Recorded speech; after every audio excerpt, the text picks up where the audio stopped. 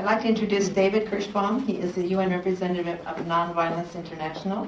He has done a lot of work in peace building and is very well versed in this topic, which talks about the UN's main pillar and why people-centeredness is important to bring peace and to fulfill the pillars of the UN. Thank you. Good afternoon. It is a great honor to be here.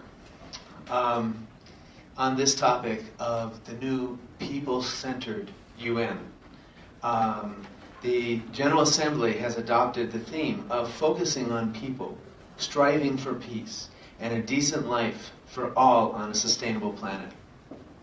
Our Secretary General, Antonio Guterres, at the last International Human Rights Day, said this. He said that human rights are the foundation of peaceful societies and sustainable development.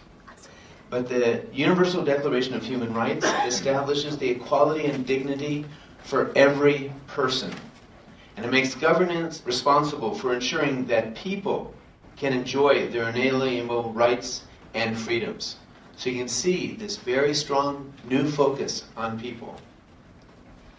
And we see this also in another very powerful example, which is a movement called Humanitarian Disarmament, which is new to the disarmament movement, which has been here since the beginning of the UN. But now they're starting to look at the humanitarian impacts of these weapon systems. And when they look at the humanitarian impact of the various weapon systems that the UN is trying to deal with, that's the impact on people, on individuals, on children, on families, on communities. The result, what you see, is so terrible that it has become a major motivating factor for people to support the disarmament movement. And the disarmament movement is now really building on this approach because it really, more than anything else, brings home the importance of disarmament. So we should follow, I believe that what that suggests is we should follow up and humanize everything we're doing. Humanize peace, humanize science, by showing the impacts on people. So this really ties in with the core values of spirituality. Because one of the things that spirituality is about the sense or the feeling of the spirit within yourself. The living spirit, the inner self.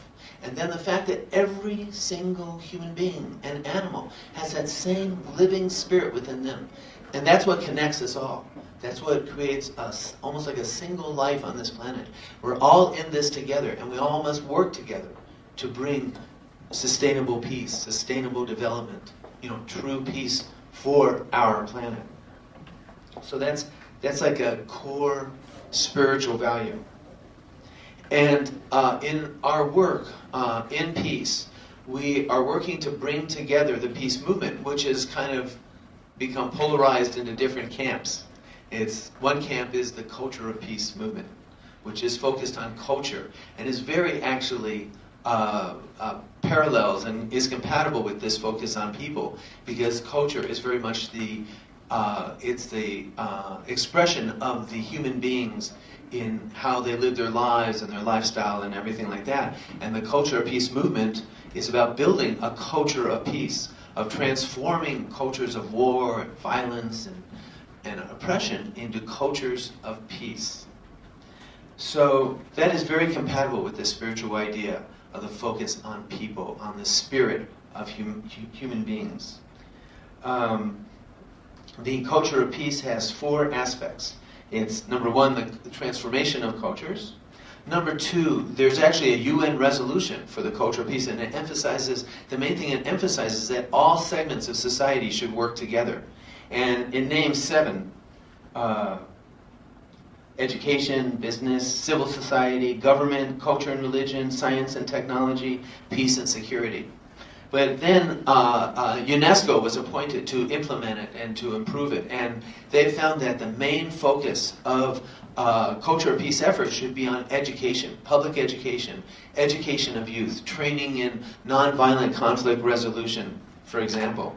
And then the second 2 focuses should be on youth and on media, So you can see again, this really gets back to people, education of people as the key to bringing about peace, to bringing about transformation of cultures.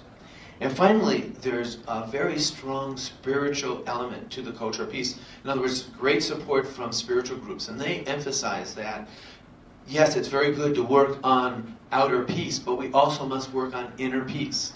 It'll be very difficult to reach outer peace if we're not at peace within ourselves. So we can see that the culture of peace is very much there with the idea of the focus on the person and of improving people along with improving society. Now there's a second movement in modern peace building, peacemaking. It's called technical peace building, which is a scientific approach which has taken all the advances that we have made in measuring societies and using that to measure levels of peacefulness, and then based on those measures to then design programs to increase peacefulness. And this approach is being pioneered by the Institute for Economics and Peace, which incidentally developed the Global Peace Index. But then that was only stage one, and the second stage is the Positive Peace Index. And the Positive Peace Index designates 8 parameters by which to measure peacefulness in a society. And those 8 parameters are, number 1, well-functioning government. Number 2, sound business environment.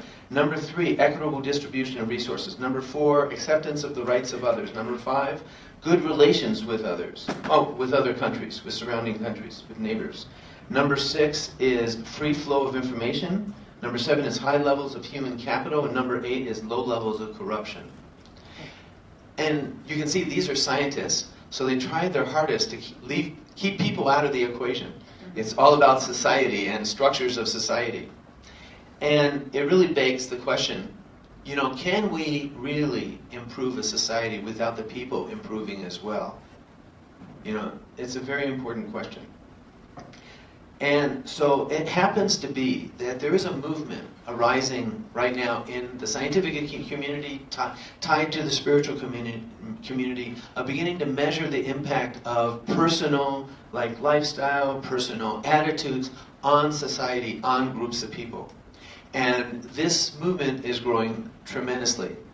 And this is really an answer to that question about the scientific approach to peace, is that what we're guessing is that as we find that individual attitudes and lifestyles has tremendous impact on the culture and the society which the individuals are in, we can then apply that to these same parameters. If you had a well-functioning government, but you had people in it that were really, had very low-level values and things like that, well, would you really have a well-functioning government? Would it be sustainable?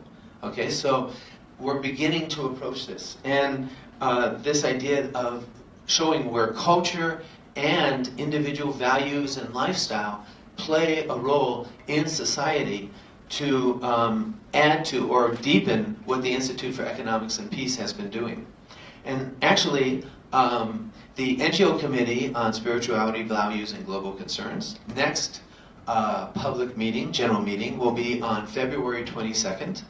And we will be presenting this next step of talking about all these studies of individual lifestyle and individual attitudes and values and stuff and their impacts on society. We'll be presenting that as the next step of showing how culture and individuality and spirituality impact these measures by the Institute of Economics and Peace, that they have to include this other element. In other words, they have to humanize their science. Thank you very much. Thank you.